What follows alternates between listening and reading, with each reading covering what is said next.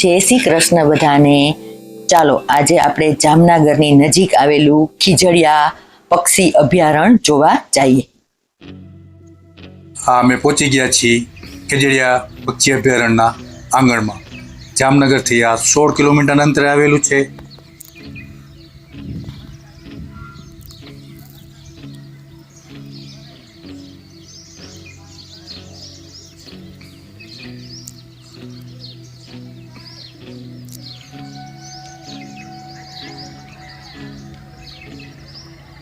આ જામનગરથી 16 કિલોમીટરના અંતરે છે અને પાર્ટ 1 અને પાર્ટ 2 એમ બે છે, પણ અમે અત્યારે પાર્ટ 2 જોવા જવાના છીએ અને અમુક કારણોસર પાર્ટ 1 બંધ છે.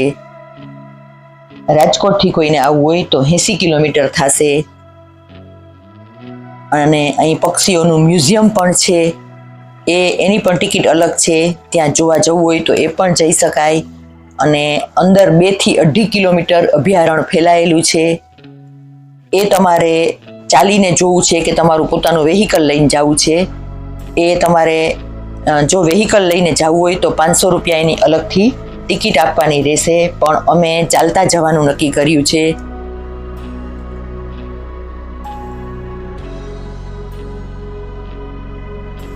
અહીં આવવાનો બેસ્ટ ટાઈમ આમ તો નવેમ્બરથી ફેબ્રુઆરીનો છે, પણ અમે આવામાં થોડાક મોડા પડ્યા છીએ. આ માર્ચ મહિનાનો શરૂઆત છે, તો જોશું આપણે કેટલા પક્ષી જોવા મળશે. 605 હેક્ટર જેટલા વિસ્તારમાં ફેલાયેલા આ પક્ષી અભયારણ્યમાં આપણને નાનો કાજિયો, નડી બગલો, ફ્લેમિંગો, મોટી હંસ પણ કહે છે એને, કિલિયાળી બતક, મોટો કાજિયો, નાનો તોડો બગલો, નીલજલ મુરગો, ઢોર બગલો, ઉલટી ચાંચ ઢાક, ફાટી ચાંચ ઢાક, કાળિયો કોસી, ગારખોદ, ભગતડું, કાળિયો કોસી તથા કલકલિયો પ્રકારના પક્ષીઓ આપને જોવા મળી શકે છે.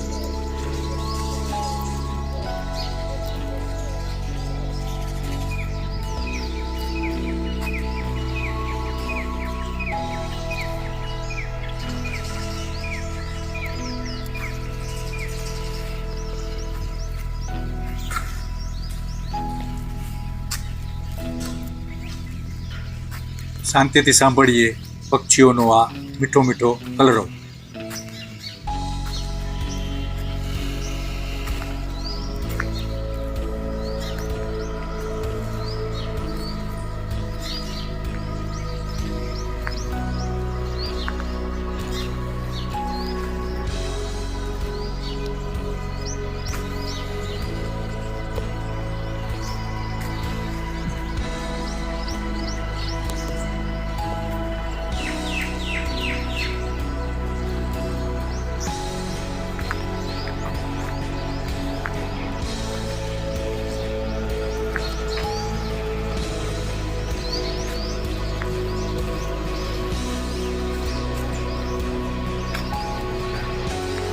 સૂચના લખેલી છે, પાઠ 1 વહીવટી કારણો સબબ બંધ છે.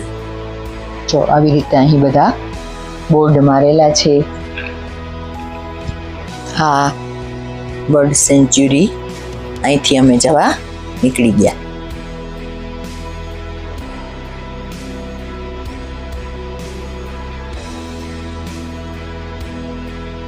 બોર્ડ મારેલું જ છે કે વહીવટી કારણોસર બંધ છે.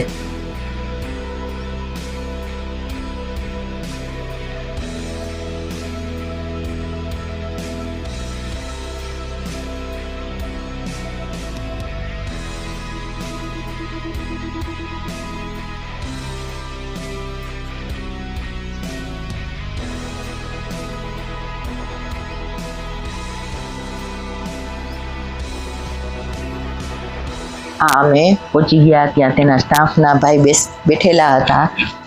એને ટિકિટ બતાવી અને અંદર ગાડી ત્યાં પાર્ક કરી અને અંદર હવે આપણે ચાલી અને પક્ષી જોતા જોતા જાશું. પહેલી વાર તમે વિડીયો જોતા હોય તો ચેનલને સબસ્ક્રાઈબ કરવાનું ના ભૂલતા, લાઈક કરજો, શેર કરજો. ત્યાં 3 માળનો વોચ ટાવર છે, ત્યાં અમારે પહેલાં ઝડપથી પહોંચી જવું છે, કારણ કે ઉપરથી પક્ષી વધારે સંખ્યામાં જોવા મળશે એવું અમને ઓફિસમાંથી કીધું છે. એટલે તમને વોચ ટાવર હમણાં બતાવું દૂરથી, અને ત્યાં અમે પહેલાં પહોંચી જઈશું.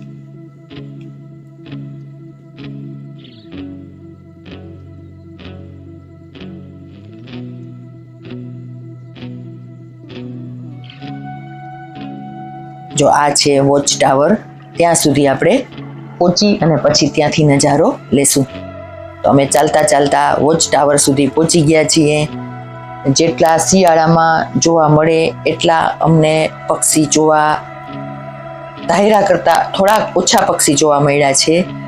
તો ફરીવાર અહીંની મુલાકાત શિયાળામાં લેવાની ગણતરી તો છે જ. અહીંયા એકદમ પીસફુલ એન્વાયરમેન્ટ છે.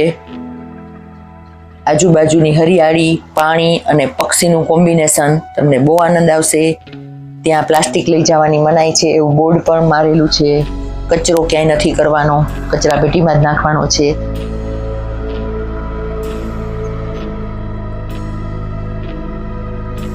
ત્યાં બીજો એક પરિવાર પણ આવેલો હતો, તે અંદર સુધી એમનું વાહન લઈને આવેલા હતા. આ છે ફ્લેમિંગો,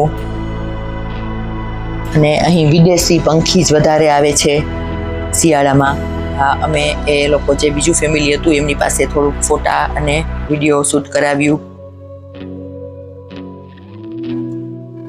અહીંનું વાતાવરણ શિયાળામાં વિદેશી પંખીને માફક આવતું હોય. 300 જેટલા બર્ડ્સ અહીં આવે છે. વોચ ટાવરમાં ઉપરથી અમે નજારો લેવાની કોશિશ કરીએ છીએ.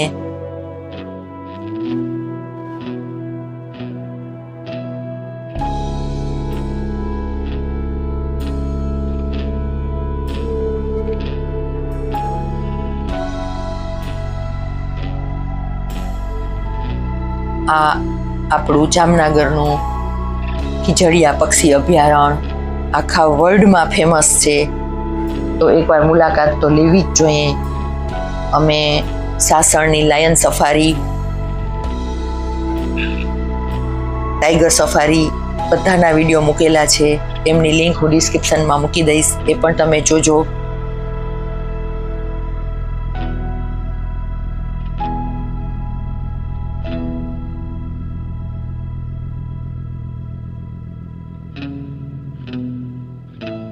બીજું ફેમિલી આવ્યું હતું, એમની કાર એને અંદર સુધી 500 રૂપિયા ભરીને લાવ્યા હતા એ લોકો. અને જો આ દૂર દૂર પક્ષીઓ.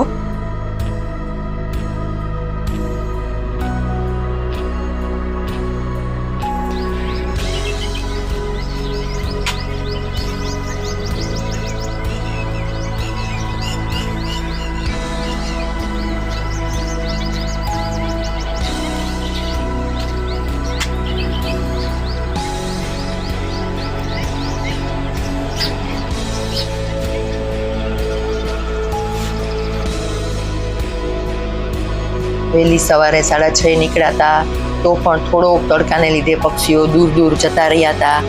જ્યાં ઠંડક હોય, પાણી વધારે હોય, ત્યાં પક્ષીઓ વધારે જોવા મળ્યા.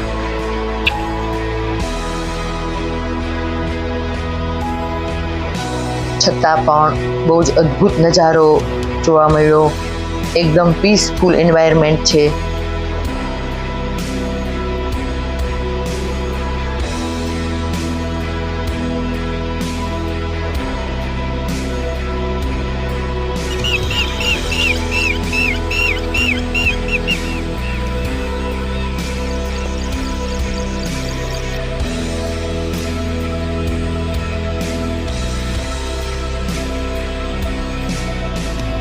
પક્ષીઓનું સ્વર્ગ કહેવામાં આવે છે.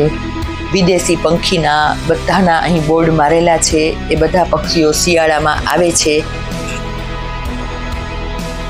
તમને મારા વિડીયો કેવા લાગે છે કે જો આ નીલગાય પણ અમને રિટર્નમાં જોવા મળી. જો આ જે દેખાય છે વોચ ટાવર, ત્યાંથી નીકળી અને અમે હવે ચાલતા ચાલતા પાછા ગાડી સુધી જાશું.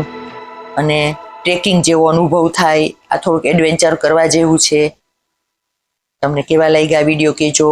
તમે આ મારો વિડીયો આખો જોયો શાંતિથી, બદલ ખૂબ ખૂબ આભાર.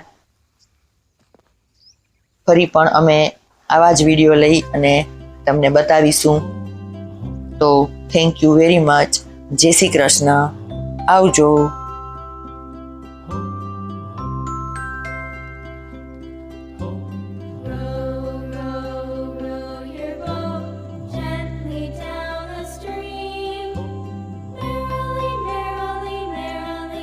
જોઈએ આ પક્ષીઓની એક ઝલક.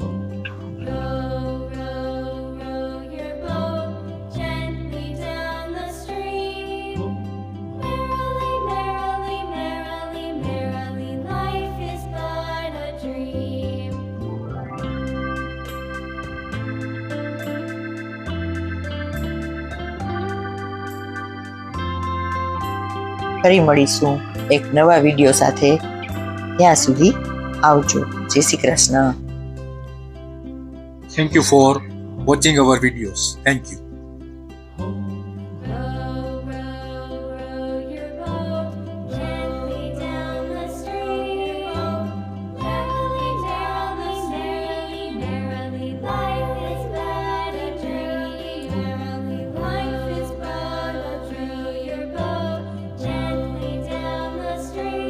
પંદર ઓક્ટોબરથી 15 જૂન સુધી આ અભયારણ્ય પબ્લિક માટે ખુલ્લું રહેશે. બાકીના સમયમાં બંધ રહેશે, તેની ખાસ નોંધ લેવા વિનંતી.